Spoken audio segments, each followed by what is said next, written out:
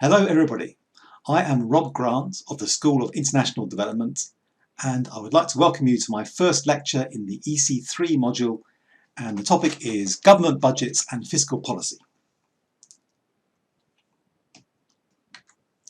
So, before I start the lecture, let me give you an idea of how it fits into the module. Now, you've just had a few lectures on economic growth, and now we're going into a section which covers the rest of the module on macroeconomic policy.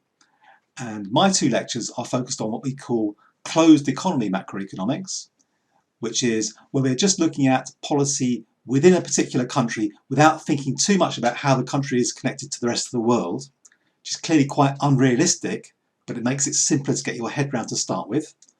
After that, Ed Anderson will take over and give you a sequence of lectures which takes into account relationships with the rest of the world, so looking at exchange rates and trade and capital flows. And then when I come back and give my lecture on applications towards the end of the semester, then I'll build in that open economy, the more realistic situation when we're dealing with the rest of the world. So including the theory we teach you today, but broadening it to the more realistic situation when an economy really does deal with the rest of the world. But for the next two lectures, we'll deal almost entirely with closed economy macroeconomics. So this is the context for today's lecture. First of all, a short section on what exactly is fiscal policy. It's good to know to start with. And then how does that relate to growth, as you've been doing in the previous lectures. And then after that, the two really substantial parts of the lecture are how exactly does fiscal policy affect the economy? And then finally, what's the role of interest rates? And interest rates are particularly important because they connect not only to my next lecture on monetary policy, but also that's important for Ed's lectures on capital flows, exchange rates and trade. So let's get started straight away with what is fiscal policy? Well, so by fiscal policy, we're describing the decisions that a government has to make over how much is the government going to spend and how much is it going to raise. So it's spending and raising money, which is why the other title of this week is government budgets. It's to do with the government budgeting. So some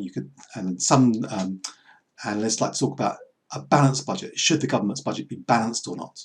So it's the accounting for how much the government spends and raises. So what's included inside this is all areas of government expenditure, so everything government spends money on, and also all the ways that a government can get money. So it's taxes, tariffs on trade, license fees for people doing different activities, whether it's driving or running radio stations or operating mobile phones, that kind of thing.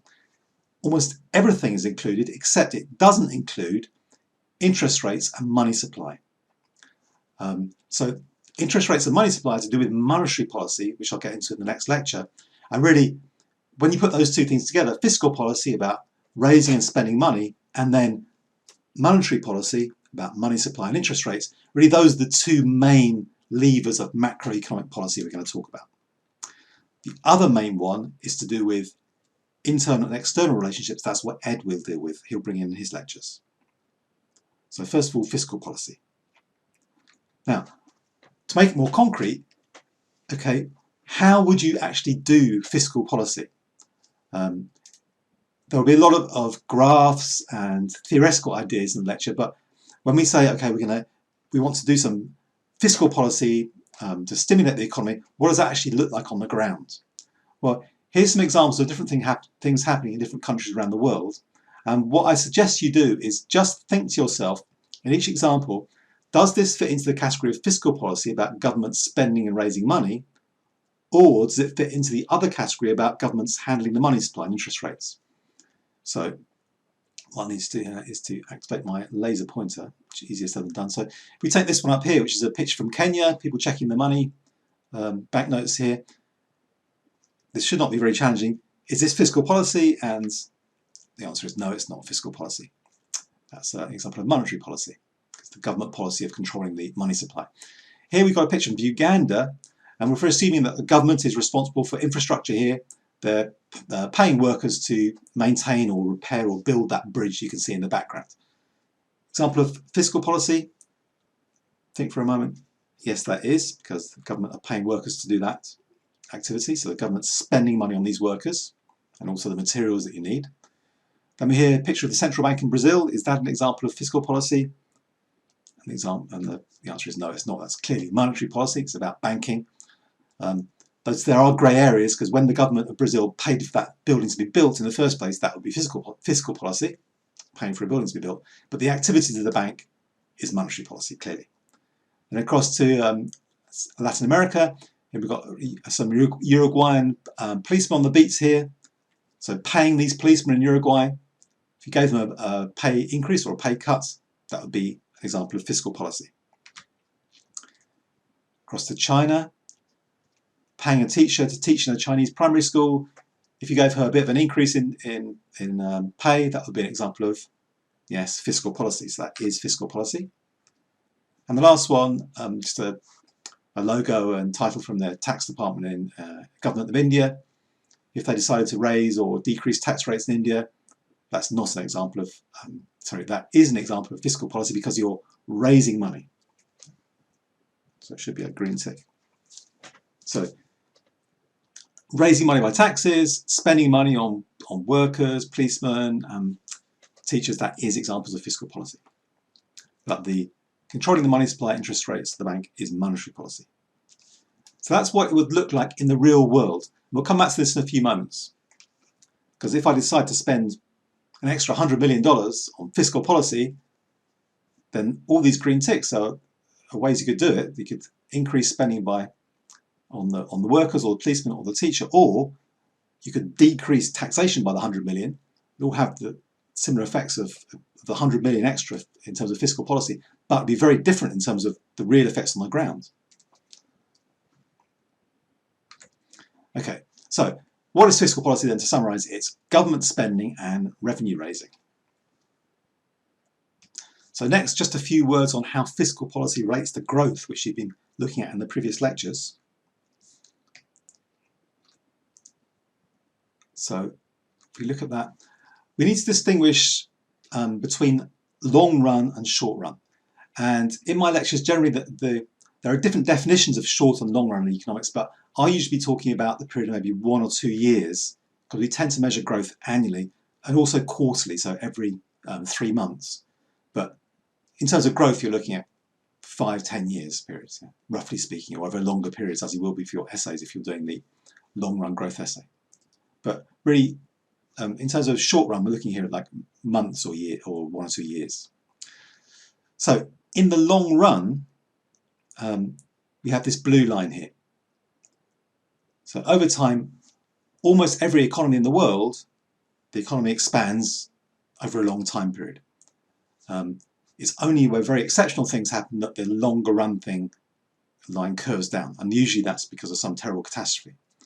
And as you've been looking at in your growth lectures, how fast that output increases in the long run, that's largely, we think, determined by these kind of factors like physical capital. Do you have natural resources? Do you have good infrastructure?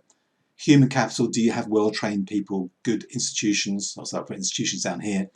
Do you have technology? So how good are you technically at transforming good soil and weather into crops, or good minerals into steel and then into microprocessors and all that kind of thing? So these supply side things we think are what drives output in the long run.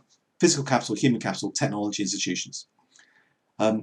So in the long run, that means that every country in the world output is going up, unless there's some kind of catastrophe, a war, genocide, natural disaster, in which case you can see those fortunately rare but terrible occasions when even that long run graph dips down. So you can look at Afghanistan, you can look at Rwanda, you can look at Syria more recently. Those are appalling circumstances, but unfortunately we hope it picks up in the long run. Now, however, every country in the world, quite regularly, from the poorest to the wealthiest, doesn't follow that long run increase in a smooth way. What you actually see is the green line. So everything fluctuates. You have periods of boom and bust, peaks and troughs. And we call these, when there's a bit of a trough, we call that a recession. But normally that after a few months or a year at most, that picks up again, and you have a period of expansion. But then expansion then goes on, the economy grows faster than the long-term growth rate. You get up to a peak, and suddenly for some reason things then collapse down again. So a lot of energy is being put into working out why is it that you have these kind of peaks and troughs, booms and busts, where the economy goes ahead of and then falls behind the longer run growth curve. And this, even though over time it's still going to grow, this causes real misery for people and real booms for people in the expansion phases. So it's really important to us to understand that. So what causes these fluctuations? And the answer, we think, is to do with looking away from the supply side. So if in the long run the factors are all on the supply side, so institutions, technology, capital, human capital, if that influences production of goods and services, we call that supply side. What causes these booms and busts? Most economic understandings of that is to do with fluctuations on the demand side. And a big part of that is demand by government. Not just demand by government, can be demand by the private sector as well. So if the private sector for some reason suddenly loses confidence, they stop spending so much money, or individuals stop spending so much money, that can also cause a recession. But we're going to focus on the role of government in driving that. So government policy demands that. So the way that government affects demand is through fiscal policy. Or one way is through fiscal policy, the other way is through monetary policy. So short-run fluctuations are what drive the demand side. The government is a big part of that. And the two big components are fiscal policy and monetary policy. However, even though we're going to spend most of my lectures now talking about government influences on demand and influencing short-run demand and those fluctuations, there's no sharp distinction between long and short run. My explanation earlier about the difference between long and short run is quite waffly. It's hard to say exactly what the short run and the long run distinction is. They blur into each other. And then when you look at actually doing some, say, fiscal policy, when you spend on some schools, that's going to increase human capital, increases long run growth. Spending on roads increases fiscal capital, increases long run growth, of course. Here we're going to focus mainly on the short run effects. But before we leave this completely, look back at our examples here. Putting money into these workers' pockets means, okay, they're going to build that road. Maybe in 6 months, 5 years' time, that road will have stimulated some economic growth. Similarly with the teacher example here, in many years' time, hopefully these young kids themselves will be more successful, start businesses, they'll work, they'll all kind of create artistic ventures, they'll contribute to economic growth and richness in that country. Similarly with the police here, and you can see there's controversial things with the police, because okay, if we spend more on the police, fiscal policy expansion as we're going to call it, then the police will be more efficient at clamping down on crime, reducing corruption, making people feel secure, so they're happy to go about their businesses and work. Or the opposite, which is very much in the headlines these days, if you follow the argument that we defund the police, that's also fiscal, so that's taking money away from the police, so negative fiscal policy, then in the long run, the argument would be that perhaps the police are excessively using like militarized equipment, clamping down on people. If you cut that back, then the communities that previously were being oppressed and held down by these people, they will then be able to flourish more effectively. So in the long run, that will generate long-run economic growth. So all these decisions here can affect long-run economic growth, the way you do your fiscal policy. What we're going to concentrate about, though, is in the shorter run, before those longer-term effects happen, if you just put some money in the pockets of the workers, the teachers, the police, or take some money out of it, then how does that affect what those policemen or policewomen or teachers spend themselves, and then the people that they would have given the money to, what do they do, and so on. So it's that immediate effect of influencing demand in the economy by giving or taking money from people, either through spending or through taxation, that we're going to look at. But bear in mind all the time that there will also be some long-run spin-off effects depending on how you do it. So that's enough on how fiscal policy relates to growth. It's an influence on short-run demand via G, which is government spending, and T for taxation, as I'll tell you, go through in more detail at the moment. But bear in mind that the longer-term link to growth. But for now, we'll just talk about short-run demand effects. So in the next section, we'll look at the more detailed economic theory argument about how we think fiscal policy affects the economy. But for now, thanks for watching.